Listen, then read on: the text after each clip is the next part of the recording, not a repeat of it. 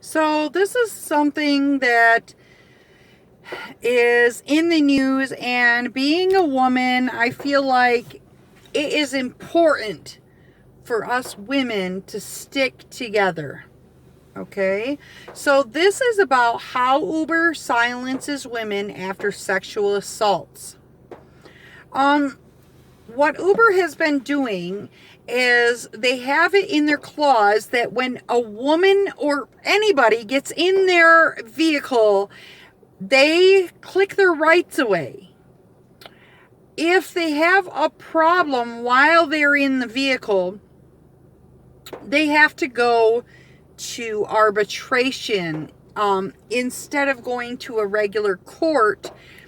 And let me just read some of this about the arbitration.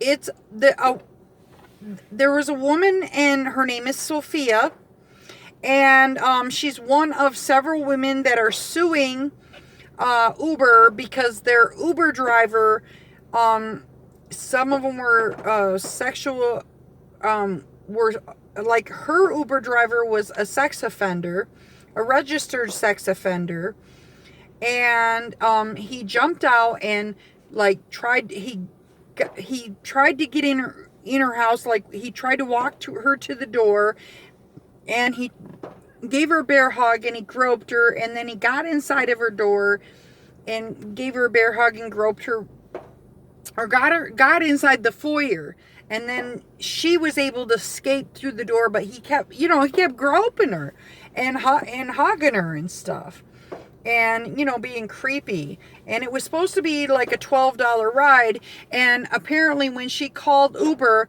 the lady that answered the phone was like, well, we'll give you your money back, and treated her more like somebody that was, she says, like somebody that was ordering coffee. The problem, these women said, is that these women are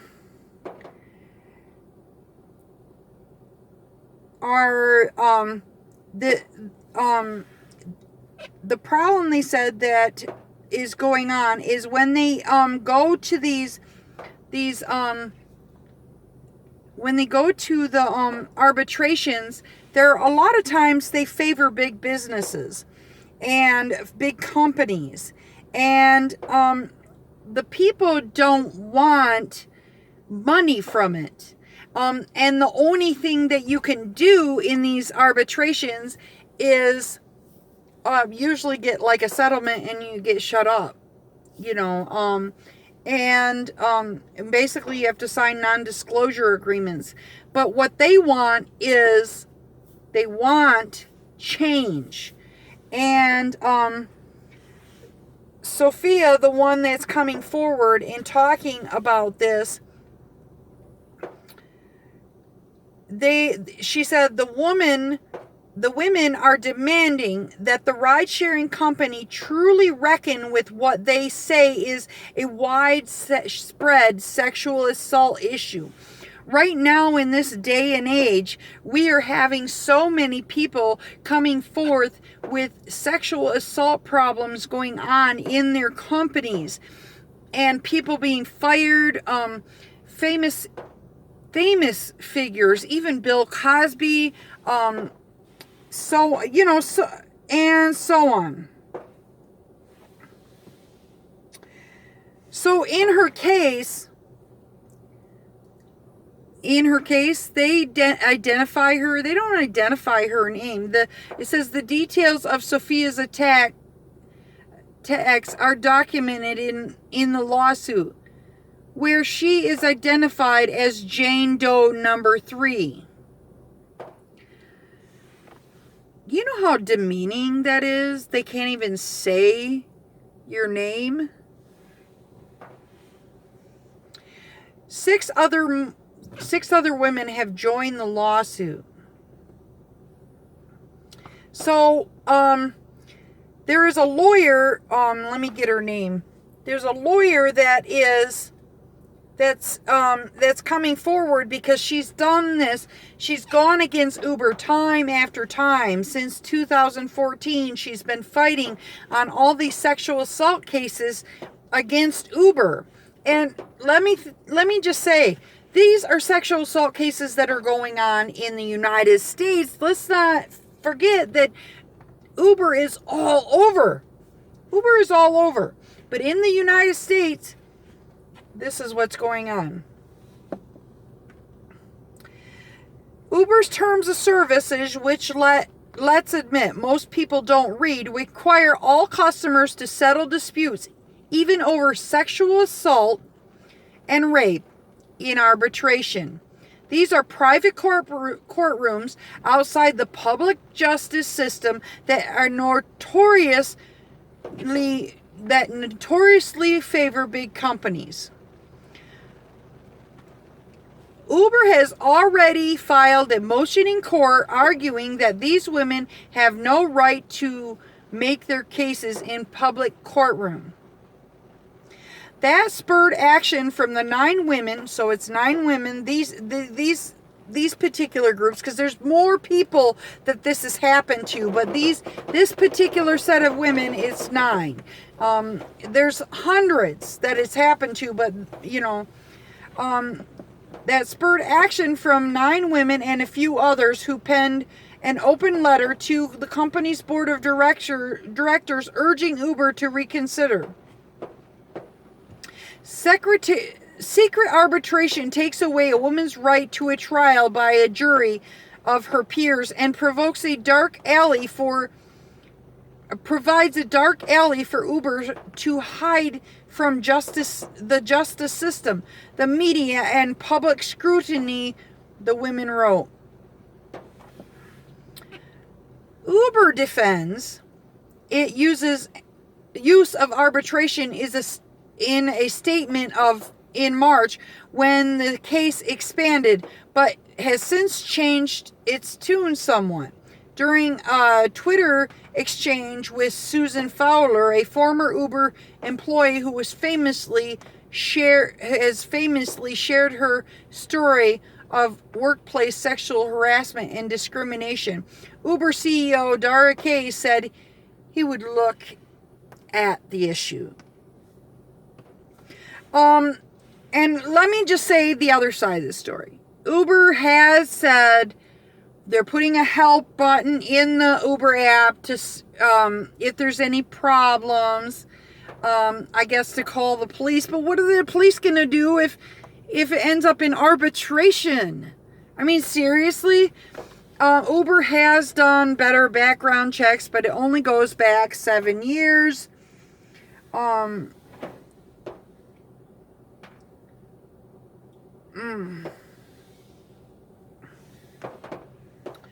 Sexual assault has no place anywhere. According to Uber, sexual assault has no place anywhere, and we are committed to doing our part to help end the violence, the company told. That's what Uber said. As we prioritize safety at Uber, we are taking a hard look at these important issues. And I do see them doing some change, but these women are saying, this isn't enough. What needs to happen is people gotta be able to be heard in court and have the other people that are being sexually assaulted too be heard in court with them, and not everybody pushing under the rug.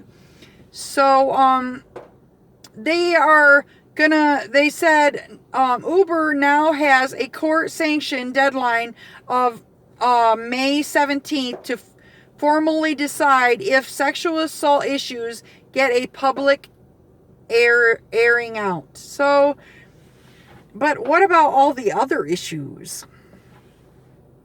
Some other issues need to be aired out too, besides So, Microsoft announced earlier this year they would no longer force cases force harassment cases into arbitration. And Oric, a major law firm, made the same announcement in March. So, what is going on is other women are coming forward, and this is something that has been going on. Other women are coming forward and with these problems. So, it says, the lady said, anyone who the lawyer said, the lawyer for the women said, anyone who has watched the victims of Larry Nassar and confront their disgraced abuser in Michigan courtroom January knows this. She was saying that there's a particular power in letting rape survivors bring their stories into public courtroom and have other women join them and say, me too. And then she's saying, Larry Nassar and Bill Cosby are good,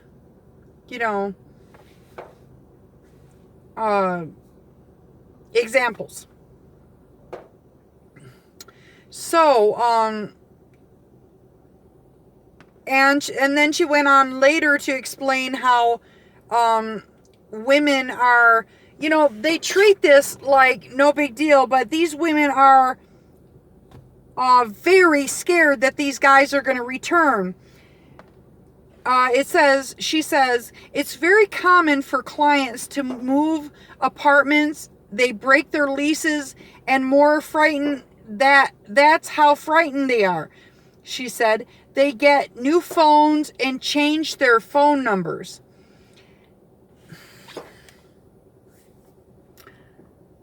Why is this going on? It's 2018. Really. Why is it taking all this? Why is it taking tons and tons of women being sexually assaulted for this to, come to the forefront? Why are companies going down and dirty and doing this stuff?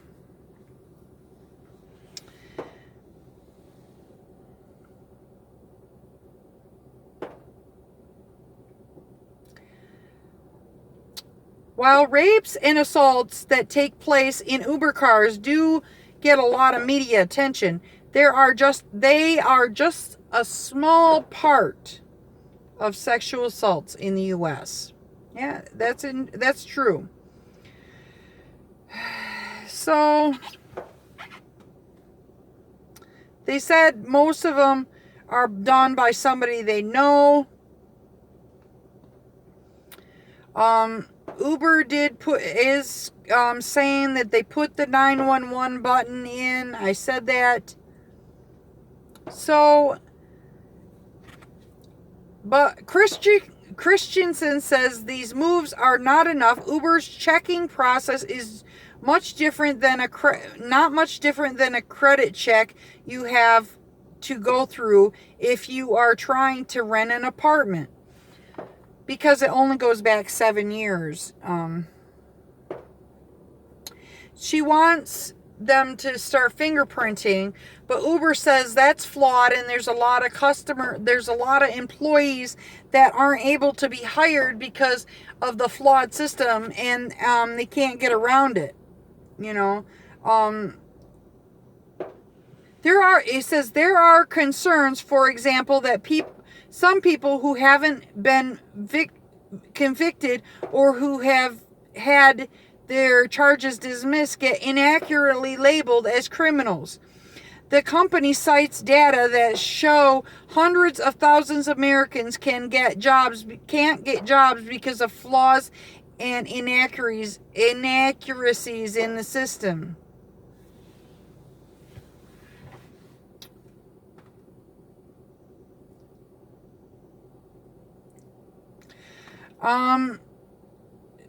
Dara K says, I don't think fingerprinting would substantially change what happens with human behavior.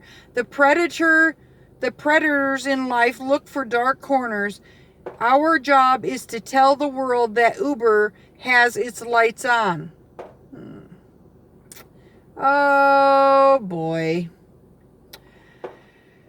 And then another person says, sexual assault is about, this is Sophia.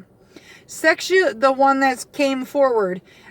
Sexual assault is about the predator stealing a part of you that you will never get back. I fight increasingly against the shame, the loss of feeling safe, and the debilitating anxiety. If Uber had done their due diligence, my devastation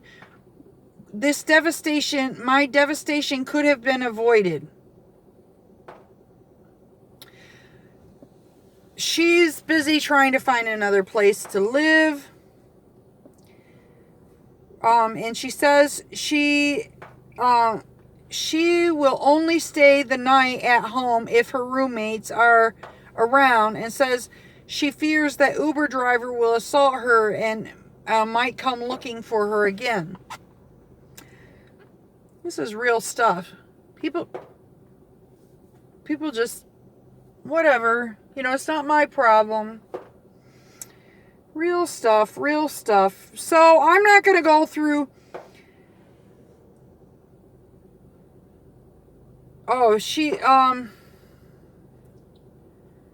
Okay, well, let me do this a little bit right here. She said that she punched the Uber driver in the stomach and ran into her apartment, locking the doors and windows.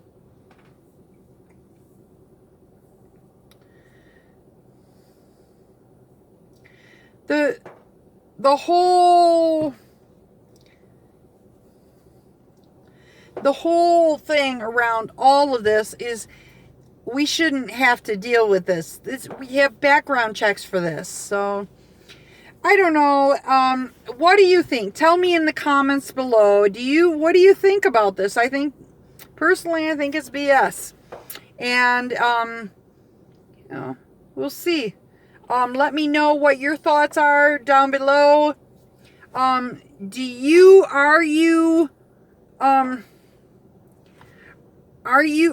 gotten the extra check? I think they're doing them in California. So, anyway, I haven't gotten an extra check. We'll see. Have you gotten held up because of it, not been able to drive? I think it was Drive Girl Drive that wasn't able to drive for a while. So anyway, guys, comment below. Let me know what you think about this. Thank you for listening, and have a great night.